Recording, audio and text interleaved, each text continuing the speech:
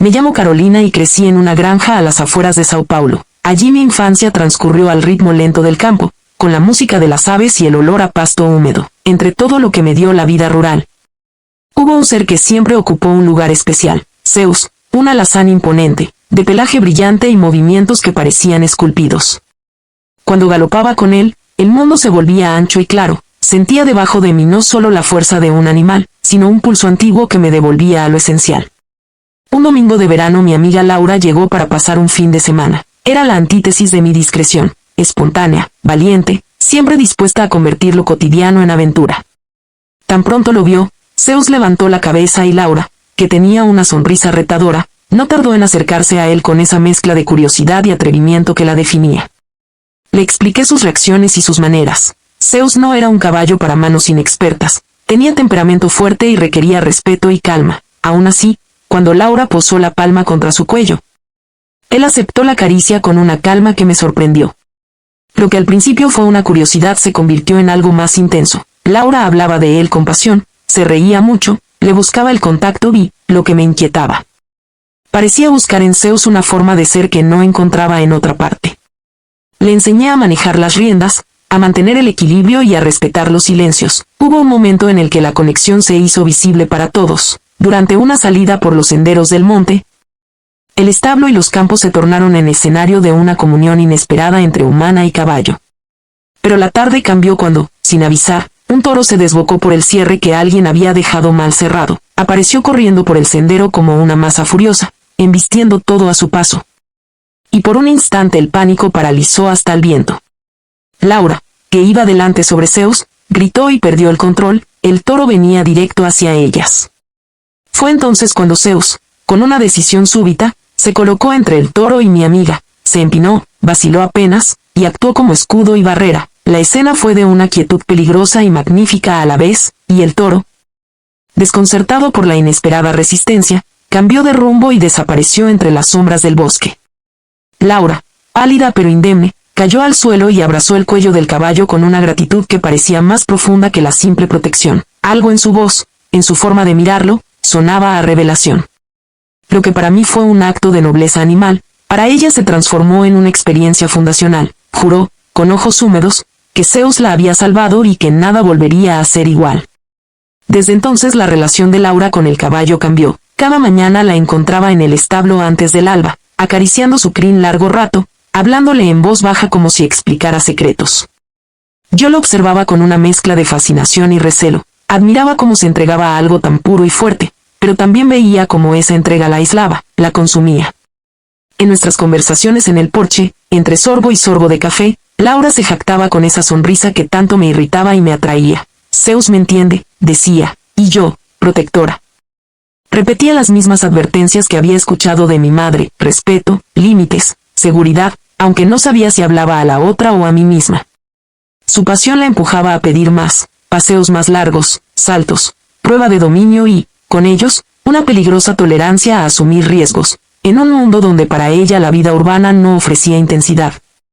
Zeus representaba la verdad cruda, potencia, independencia, una dimensión donde el vértigo y la confianza se mezclaban. Cuando le propuse que tomara clases formales, que siguiera un curso de doma, ella aceptó a medias, porque lo que quería no era aprender a controlar, sino sentir ese vértigo en su cuerpo. Esa certeza de estar viva frente a la inmensidad del animal. Yo la acompañaba, y cada salida al campo se volvía una prueba silenciosa. Medir cuánto dejábamos que la naturaleza nos devolviera, cuánto nos empujaba a los límites, y cuando detenernos antes de que lo que parecía liberador se convirtiera en dependencia. Esa noche, viendo a Laura dormir con una sonrisa de quien ha conseguido algo sagrado, supe que algo en ella había cambiado para siempre, y yo, que quería protegerla, entendí que mis advertencias ya eran insuficientes.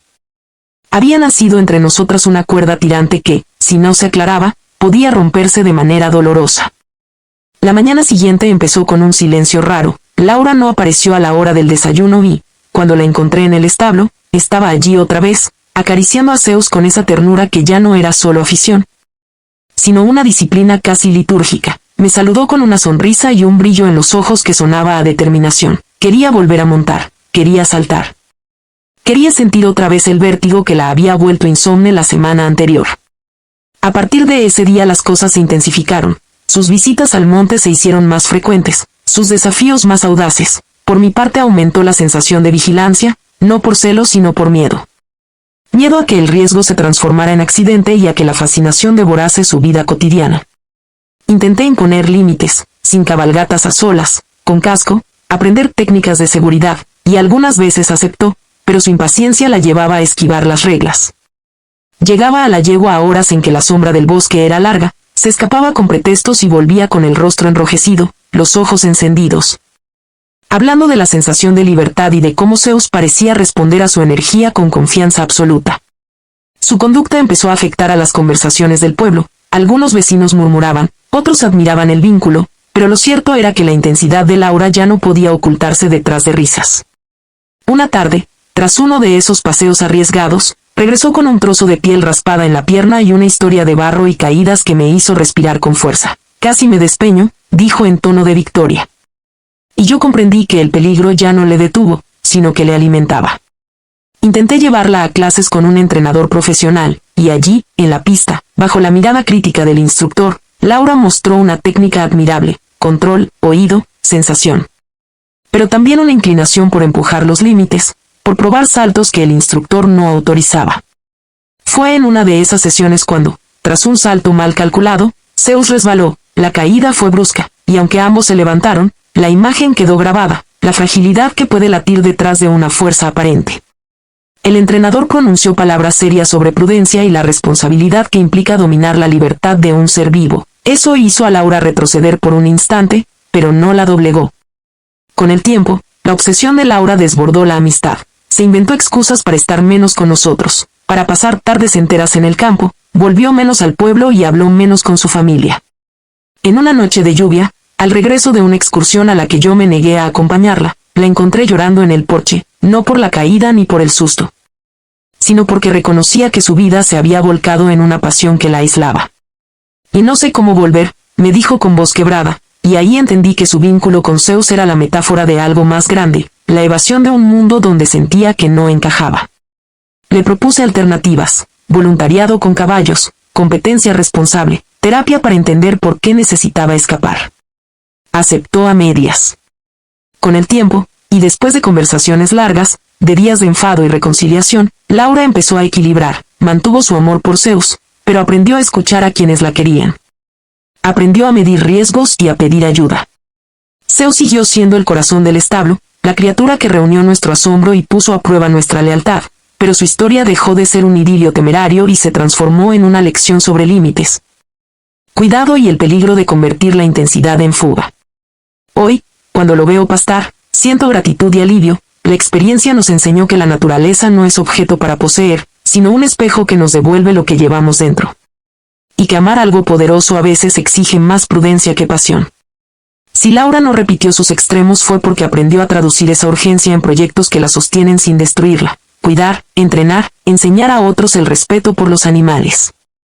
Yo seguí allí, a su lado, con menos temor y más comprensión, sabiendo que hay vínculos que salvan y vínculos que consumen, y que la frontera entre ambos depende, siempre, del cuidado que pongamos en cruzarla.